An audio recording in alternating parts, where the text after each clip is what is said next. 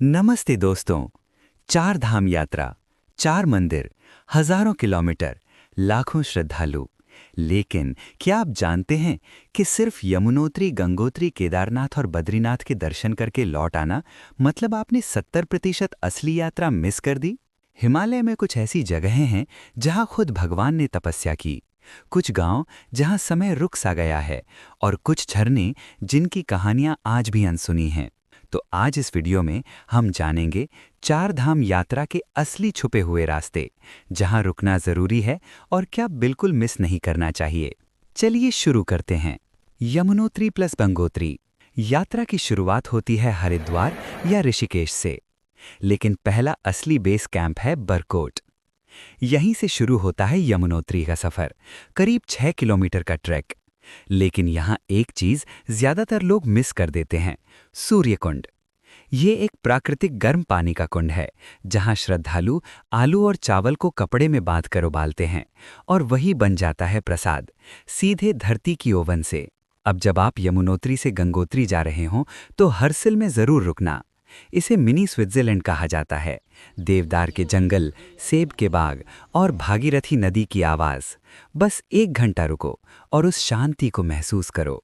और अगर आपके अंदर थोड़ा एडवेंचर है तो गंगोत्री से 18 किलोमीटर ट्रैक करके गौमुख तक जा सकते हैं, जहां से गंगा का असली उद्गम होता है। लेकिन याद रखिए, इसके लिए परमिट जरूरी है। अब आते हैं सबसे कठिन लेकिन सबसे खूबसूरत धाम, केदारनाथ।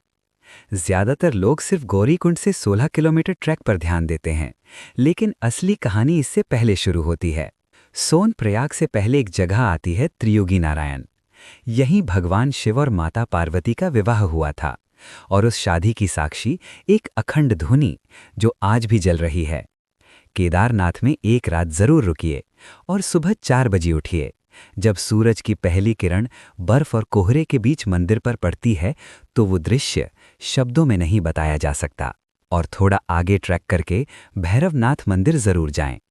कहते हैं यही केदारनाथ के रक्षक हैं। यहां से पूरी घाटी का दृश्य दिल छू लेता है। अब आते हैं अंतिम धाम, बद्रीनाथ। लेकिन रुकिए, बद्रीनाथ सिर्फ मंदिर नहीं है। यहां से सिर्फ 4 किलोमीटर दूर है माणा गांव, भारत का आखिरी गांव। इसके आगे शुरू होता है तिब्बत, और यहाँ की संस्कृति बिल्कुल अलग है। यही है व्यास गुफा, जहाँ महर्षि व्यास ने महाभारत और पुराणों की रचना की थी। और पास ही है भीम पुल। कहते हैं भीम ने खुद ये पत्थर रखकर पुल बनाया था। और अगर आप ट्रैकिंग के शौकीन हैं तो सतोपंत झील जरूर जाएं। नीला पानी, चारों तरफ बर्फीली चोटियां, ये जगह आपको रोक लेगी। चार धाम यात्रा सिर्फ मंदिरों तक सीमित नहीं है, ये 5 प्रयागों की यात्रा भी है। देवप्रयाग, जहां भागीरथी और अलकनंदा मिलकर गंगा बनती है।